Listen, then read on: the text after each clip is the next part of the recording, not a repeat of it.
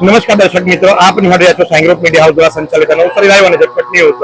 અને જે પ્રમાણે આપ જુઓ છો, આજે નવસારી શહેરની અંદર અત્ર તત્ર સર્વત્ર જળમગ્ન। જી હા, અત્ર તત્ર સર્વત્ર જળમગ્નની સ્થિતિ નવસારી શહેરની અંદર જ્યારે થવા પામી છે, ત્યારે આ છે મહારાણી શાંતાદેવી વિસ્તાર। અને મહારાણી શાંતાદેવી વિસ્તારની અંદર વૃક્ષની ડાળથી ધરાશયી થઈ હતી અને જેને આપ જુઓ છો એ મુજબ કટર પ્રમાણે અને કુહાડી પ્રમાણે કાપી અને માર્ગ જે ખરો ખુલ્લો કરવામાં આવી રહ્યો છે। ભલે આ માર્ગ ખુલ્લો થાય તેમ છતાં પણ આ માર્ગ જે ખરો એ ઉપયોગમાં હાલ લઈ શકાય એમ નથી, કારણ કે અત્યારે અહીં આપ જુઓ છો એ પ્રમાણે મોટી સંખ્યામાં જળભરાવ થવા પામ્યો છે। આ છે વંદે માતરમ ચોક અને વંદે માતરમ ચોક પાસેની આપ સ્થિતિ જુઓ તો હાલ માઇનોર શાખા જે ખરું એ કટર દ્વારા આ વૃક્ષની ડાળખીઓને કાપી અને ત્યારબાદ રસ્તો જે ખરો ખુલ્લો કરવાની કોશિશ કરી રહી છે।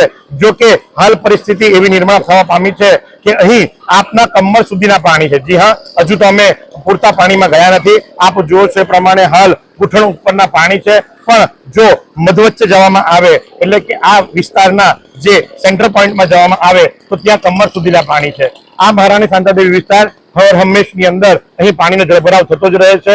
બંને બાજુ આપ જુઓ તો એ જ પરિસ્થિતિનું નિર્માણ થવા પામ્યું છે અને મળતી માહિતી મુજબ હજુ અમે આગળ જવાની કોશિશ કરીશું।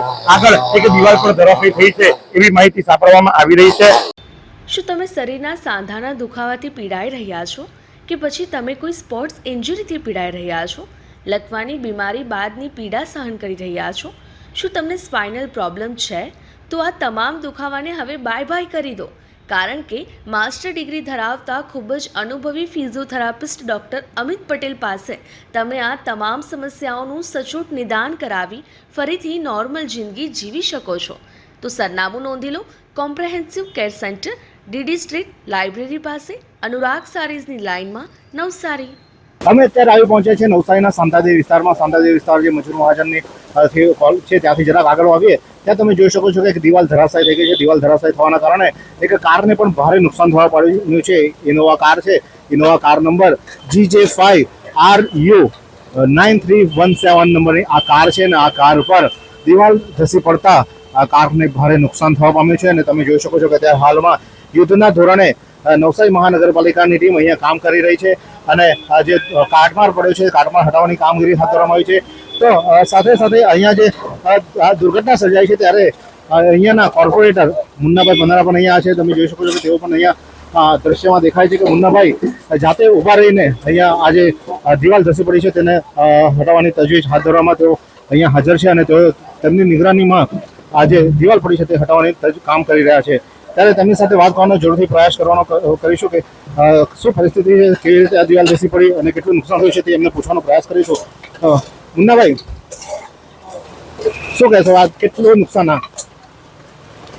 નુકસાનમાં તો રોડની આપણે પૂર્ણા સોસાયટીની દિવાલ એક ખાલી પડી ગયેલ છે। એમાં કોઈ સુરતવાળા ભાઈ અહીંયા ગાડી મૂકી ગયેલા હતા, એ ગાડી અત્યારે દબાઈ ગયેલ છે। તો હાલમાં રસ્તો અમે ક્લીન કરાવીએ છીએ। કોની ગાડી છે તે ખ્યાલ?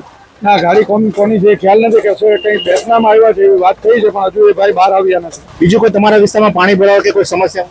પાણી 1-1.5 ફૂટ અતિશય વરસાદના હિસાબે ભરાયેલ છે, પણ ગટર પાણી ખેંચે છે, પણ તોય અતિ વરસાદના કારણે એની કેપેસિટી કરતાં વરસાદ વધારે હોય તો 1-8 ફૂટ જેવું પાણી ભરાયેલ છે। લોકોના ઘરોમાં અસર થાય કોઈ શક્યતા? ના, હાલમાં તો એવું કાંઈ નથી। ઉપરવાસમાં માપે વરસાદ હોવાના કારણે એટલી બધી શક્યતા લાગતી નથી।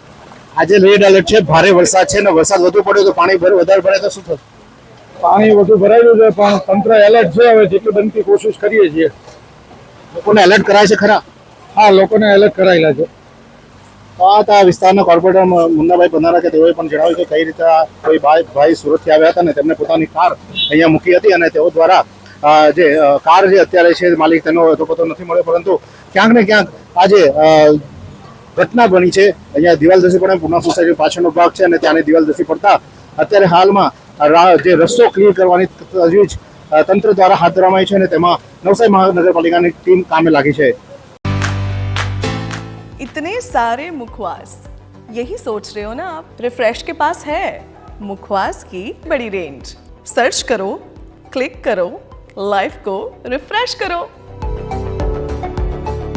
આપ જુઓ છો એ પ્રમાણે કે અત્યારે કેટલું પાણી છે અને એ પાણીની અંદર એ પ્રમાણેની પરિસ્થિતિ નિર્માણ થવા પામ્યું છે. અને આ એક વખત નથી, પ્રતિ વર્ષનું છે.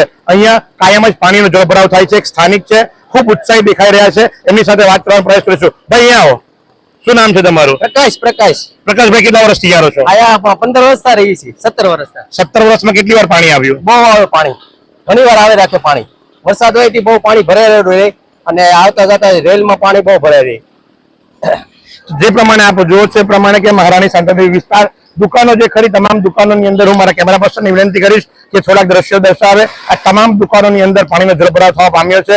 આપ જુઓ છો એ પ્રમાણે મહિલાઓ પણ જે ખરા એ હાલ બહાર નીકળ્યા છે. એમની સાથે વાત કરવાનો પ્રયાસ કરીશું અને જાણીશું કે ક્યાંથી નીકળ્યા છે, ક્યાં જઈ રહ્યા છે. બેન, શું નામ છે આપનું? મીનાબેન, ક્યાં જાઓ છો? હું ઘરે જાઉં છું, રમાબેન હોસ્પિટલમાં છું. તો ક્યાં આવ્યા હતા? અહીંયા અહીંયા ગામે મંગળસૂત્ર બનાવવાનું. રજા આપી દીધી? હા, રજા આપી દીધી. પાણીનો જળભરાવ થયો એટલે હા, એટલે હવે આજે જે રજા આપીને પગાર મળશે ખરો તમને? ના, નહીં મળે. તો તમે વિચાર કરો કે આ બહેનો કે જે રોજ કમાઈ રોજ ખાતા હોય, મંગળસૂત્ર બનાવવાનું કામ કરે છે અને પાણી ભરાવાના કારણે એમની એક દિવસની રોજી જે ખરી એ રોજી પણ આજે જઈ રહી છે. તો આજ પ્રમાણે આ માત્ર એક વિસ્તાર, આવા તો અનેક વિસ્તાર, કારણ કે આખું નવસારી જે ખરું એ આજે જળમગ્ન બની ચૂક્યું છે. સરબતે તળાવની સ્થિતિ ખૂબ જ નિંદનીય છે, ભયજનક છે. ત્યાર પછીથી જૂના થાણા હોય, ત્યાર પછીથી શહીદ ચોક હોય, ત્યાર પછીથી પ્રજાપતિ આશ્રમ હોય, ત્યાર પછીથી આપ મહારાણા શાંતાદેવી વિસ્તારના દ્રશ્યો નિહાળી શકો છો. અરે એટલું તો છોડો, લુન્સીકુઈ વિસ્તારની અંદર પણ પાણી ભરાવા પામ્યા છે અને જ્યાં જ્યાં નીચાણવાળા વિસ્તાર છે ત્યાં વોટર લોગિંગની સમસ્યા ખૂબ વિકટ બની છે. મેયર અને કમિશનરના પરસેવા આ ચોમાસાએ કાઢી નાખ્યા છે.